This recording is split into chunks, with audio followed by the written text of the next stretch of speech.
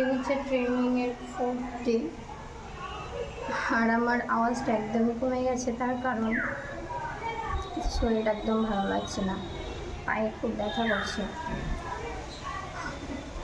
যেহেতু একটু হাঁটাচলাটা বেশি হয়েছে, সিঁড়িতে ওঠা নামা, এখন আমার খুব পায়ে ব্যথা, মানে ভালো লাগছে না। আওয়াজটা অনেক বেশি কম মনে হচ্ছে আমাদের। আজকে লাস্ট, আর আজকে আমাদের এক্সাম আছে। সো ভাবলাম একটুখানি ফ্রেশ হই, নিজের মুডটা চেঞ্জ করি। আজকে সবাই আমাকে অল দ্য বেস্ট বলো, কারণ আজকে আমার এক্সাম আছে। ঠিক আছে, আজকের মতো ট্রেনিং এখানেই শেষ।